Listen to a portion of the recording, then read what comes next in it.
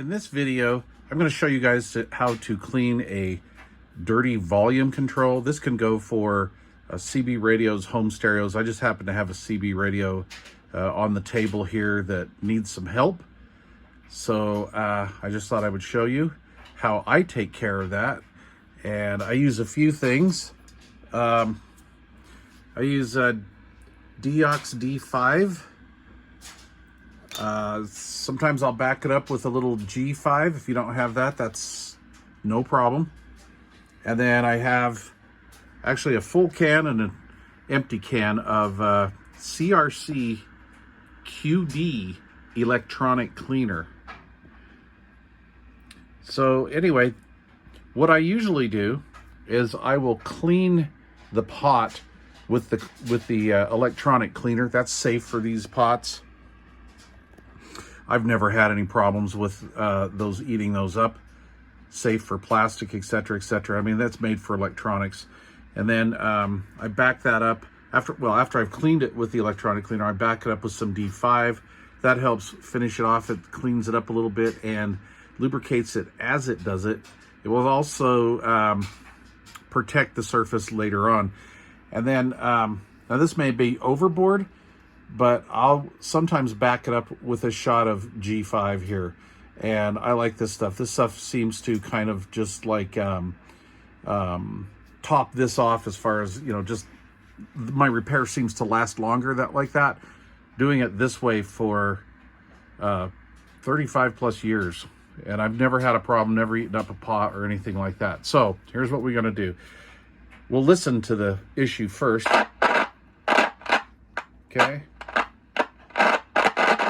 So we want to clean that up. That's not going to work. I also have, I believe it's squelch. That was making noise. This is an old 1972, 1973 Pierce Simpson mobile CB radio. And the pots, when I first received the item, the pots were very hard to turn. And then, of course, noisy as well. I also have a switch here, this little side switch down here, that is very hard to operate as well. Actually, it's so hard to slide that I'm afraid of breaking the plastic piece itself. So I'm going to start in here. Let's get going. Okay, so I'm ready to go. So I've got a couple folded over paper towels, doubled up paper towel here just to protect the mat, and just I don't want to get this stuff all over. I don't mind getting the cleaner on any of this, but the Deox, I just don't like that slight residue that it will leave, and that's the protected residue. That's why we're using it on here. So the radio is unplugged, so we have no power going to it. You'll always want to do this if this is a 120 or 110 20 volt rig or device, stereo receiver, CB, whatever. Unplug that, power it all down. You don't really, I mean, just for safety's sake, we just don't want any electricity in the circuit or going to it. So this is that stubborn volume control here. So I'm going to go back here, and what you're going to see if I can slide in here, is these are the openings to it. So this is a dual function pot. I think that was volume squelch. So I'm going to sneak my tip, and I'm going to go in one of these openings. Sometimes I'll set the device up on its side so it will roll in there. The product will actually go in there. But I think we're going to be okay with this one. We'll give that a squirt. That was lovely. That squirted back. Be prepared for that. Okay, it's freeing up a little bit. In case I didn't get a good shot of that, let's do it again. Trying to see what I was doing. There we go. That might be a little much, but that's okay. We don't have it turned on. And this stuff's only about $10 a can, and a can goes quite a ways. Pre-pandemic, it was $6.88 at Wally World per can. Now we're, I think, 10 something. I'll leave links to this stuff down below. Okay, so we're going to work that. So what I'm doing is I'm working the outer, and I'm going from all the way counterclockwise to clockwise. So I'm kind of going like this, and then like this, and like this, because I can't really get my finger in there to do the whole rotation. Okay, and then I'll do this one, and not forgetting the actual switch itself. Then we're going to do this again, and this feels like it's freeing up pretty good. Okay, I could go two ways here. I could throw another shot in, or I could try just a shot of deox, which I think is what I'm going to do. I don't believe I'm going to need more, so we'll try it. If not, you can always go back and do the same process.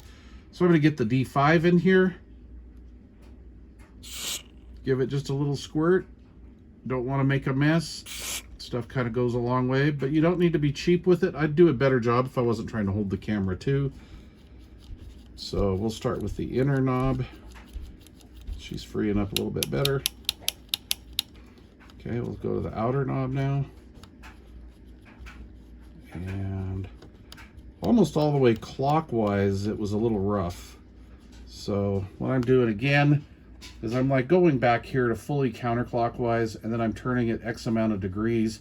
And then at about the halfway mark, I grab it again, and I'm just doing that and almost making it to the end. There we go. There's the end. So let's see how that goes. That's not bad. That feels considerably better. All right, let's see. What did we have? Let's see. What else was this? This was the squelch. That's right. What was the other one? The other one's the RF gain. So let's go over here to squelch. Now this one was dirty, as you could hear. It also has a lot of resistance in it. It feels gummed up. Okay, so I'm going to turn them all the way counterclockwise. I believe that's where they rested pretty much the whole time this thing's been in storage. We'll get some squirt of that in there. Again, don't worry about it. This stuff is safe. If you are worried about it, just try a test piece somewhere. Like maybe on some plastic back here or something. But anyway, it's going to be all right. Okay, this one still feels gummed up. The outer knob is not too bad. The outer ring is not too bad. This one still feels gritty, and it's not really loosening up. So let's see if we can get some more dirt out of there. Oh, that was lovely. All right, let's try that. And there we go. That feels a little bit better. Still slightly gritty, but anyway, better for sure. If you have a little bit of compressed air available, you could take that and just go in there, but don't use like 90 or 100 pounds, you know, maybe cut that in half just in case. All right, that's not bad. Let's throw some D5 in there. And boy, I always finish off with that little flick, don't I? There we go. This has a extension on it, so that's why it's kind of a little shaky there. All right, now this is the cleaner. This is the D5 removes the oxidation, and we've already hopefully removed most of the physical dirt in there. And while the D5 is doing this, it's also giving us a bit of lubrication. And I'm actually wondering if the grittiness is part of this two-piece knob. I have before seen grit in here. So when I actually go to service the radio and I take off the front faceplate, I would not be surprised if there's a bunch of dirt and grit around each shaft as it goes into the pot itself. So I'll kind of remember that a little bit, and then what I'll do is clean around there. So I'm gonna throw some gold in here because I just kind of like the properties of the gold, and we'll just see if that smoothens things out. And guess what? That smoothed out. Yeah, you betcha. There we go. You know, that's the thing. I've done some of these videos before and guys are like, no, you shouldn't do that, you shouldn't do this, you shouldn't do that. Well, you're seeing it like right now, real time. Oh my gosh, that one feels 100% better. And this one's coming out of it. A little gritty right in there. So anyway, but it is coming out of it. And just for giggles, because I feel just a little bit right down there at the bottom, well, I've got that stuff out. I'll just give that a little bit of gold real quick. You know, this stuff's spendy, guys. It's, you know, depending on the price, I'm just going to throw a price out there. You know, some places have sales and stuff, but, you know, that stuff's like, what, $18 a can or something like that. Maybe 20, maybe 15. I don't know. It just kind of depends. Let's say between 15 and 20 bucks a can. And people are like, wow, that is really super expensive. But when you think about it, for the results that we're going to get and bringing an old piece of gear back, and, you know, not only for like a CB, but for a home stereo, maybe a home appliance. I've used this on other things as well. And so now this is a mode switch, and this feels okay. I'm not going to mess with this at the moment. This is like a wafer type switch. I'm going to get to that from the top. I'll probably use a little bit of the QD cleaner on that and pretty much leave that alone. That was not noisy. But anyway, that's a lot better. That's a lot better. And there you go. Because I don't have any compressed air right at the moment, I am going to cut this video. Yeah, see, we got a little bit of stuff down there. I'm going to cut this video and come back in, say, 5 minutes.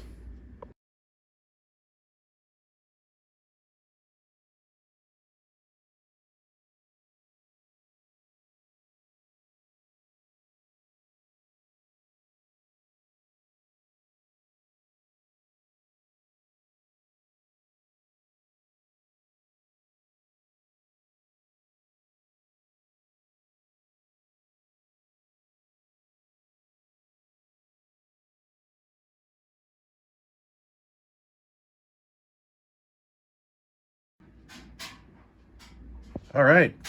Wow, that was a quick 5 minutes. So anyway, I have put power to it, and we are going to give this a test. There we go. Beautiful. I'm going to turn the volume up and down. Let's see if I can get his. There we go. All of that noise is gone. Okay. Squelch works as it should now. That's great.